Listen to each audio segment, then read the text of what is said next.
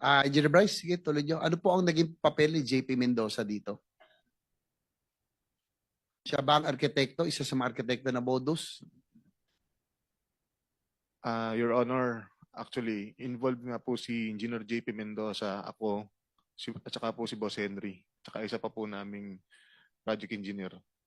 Sino yung isa pang engineer? Si Engineer Paul Duya po. Mr. Chair, ulit, baka if we can also subpoena that Engineer Paul Duya. So ordered. Your Honor, Nandito siya. Please proceed. Your Honor, approve po ba yung legislative immunity? Nag-roll na. Apo, maraming salamat po. So basta siguraduhin mo lang, totoo lahat ang sasabihin mo. Kasi may tatanungin din ako sa iyo. Opo. So ikaw, ito man na siguro yung modus mo para malaman ng committee because in aid of legislation, yan ang gusto natin malaman. Ituloy mo na lang. Ikwento mo na lahat-lahat. Yan nga po, yung project na yan, meron po kaming sharing na pag kumita po, si Boss Henry po merong 40%, ako po may 20%. Si Engineer JP meron po 20% at si Engineer Paul Duya meron din po 20%. 100, lampas na yan ah. Ano yon sa portion nyo lang? Yung sharing po kung magkano po lahat, yun po parang meron pong certain percentage kung magkano po yun naging kita, yun po yung hatian.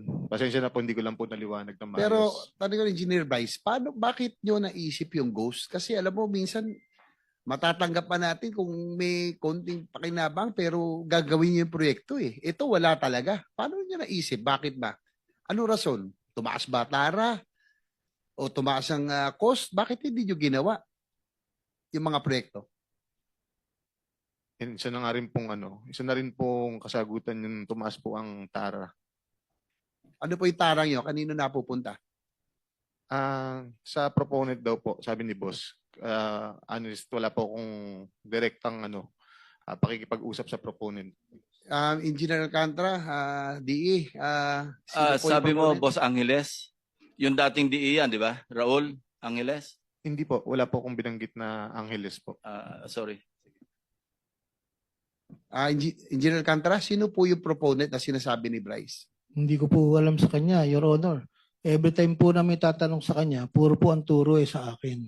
Maliwanag mo naman po rito na sinasabi ng mga contractor na sila po ang kausap dyan, Your Honor. Hindi, pero under oath po kayo, Engineer Yes, sir. Alcantara, para mabawasan na nyo. Turuan nyo na kami, malaman na, tulungan nyo na kami malaman ng katotohanan. Total, andyan na kayo sa ganitong posisyon, sitwasyon. Sino po buwang mas mataas na opisyal ang nakakaalam nito o may kinalaman nito? Whether insertion o pinayagan yung inyong modus, meron bang mas mataas opisyal ng DPWH? Meron bang legislator na yan ang sinususpetsahan? Dahil, sige po. Your Honor, pagdating po sa funding, gaya po ng sinabi ko dati, kami po ay nagsasubmit ng wishlist sa regional office po. Wishlist po na nanggagaling sa amin. At after po niyan, sinasabit po nila sa central office. Regarding po dun sa mga insertions po ng sinasabi niyo po, wala po kaming alam po doon Your Honor Kasi po, gaya nga po nila Yusek Kati at sila Secretary, tinatanong niyo po sila dati kung sino po kasi hindi po Yung wala po sa proponent, level. hindi nyo alam kung sino? Sa level nyo? Yung pong regular po na dumadating po sa district na under po sa NEP lang po ang pinag-uusapan po natin. Sinong Yusek ang sinasabi nyo may alam nito? Yung mas mataas sa inyo? Hindi po, kasi sinasabi ko po, tinatanong nyo po dati sila Yusek Cabral because they are the planning. So kami po, hindi po namin alam po sa level po namin yung sa mga ganyan pong funding, Your Honor. Dahil nung huling pag-appear dito ni Congressman Toby Tiangco, may mga dala siyang dokumento. At doon sa kanya pinakita, Mr. Chair, marami po ang insertions at bigla bumukol, lumaki ang sa Mindoro at sa Bulacan. So, yun po ay na-documented, dala ni Congressman Tiangco. Hindi nyo pa i-confirm, Engineer Alcantara, na may alam kayo doon?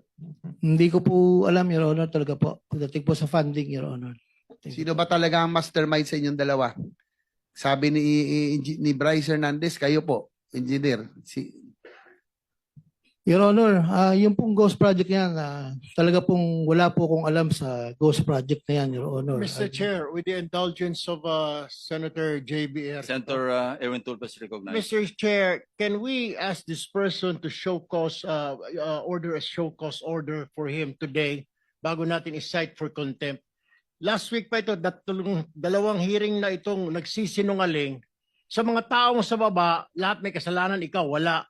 District engineer ka, hindi mo alam na may ghost project, wala ka ring alam, lumobo yung budget mo. Hindi ba dumadaan sa lamesa mo yan na lumaki yung pondo mo? Mr. Chair, I think this person is lying, so we have to ask him to show cause why he should not be cited for contempt today. Please respond, Mr. Alcantara. Your Honor, kami naman po pag lumalabas po sa GAA, ini-implement lang po namin yung project, Your Honor. At hindi po namin alam kung saan po ng ano yan, Your Honor. Actually po, yung sinasabi ko po sa Ghost Project, talaga pong wala akong alam dyan. At magpapatunay naman po itong project engineer na nandito po sa tabi ko kung paano po nangyari yan. Yung pong sinasabi ng project engineer na Paul Duya, ay kasama po nila yan, Your Honor. Mr. Chair, unacceptable, and therefore I will move, Mr. Chair, that we cite this person in contempt for lying before this committee, Mr. Chair. There is a motion to cite in contempt of the committee, Engineer Henry Alcantara. Any objection? Hearing none, you are cited for contempt. Thank you.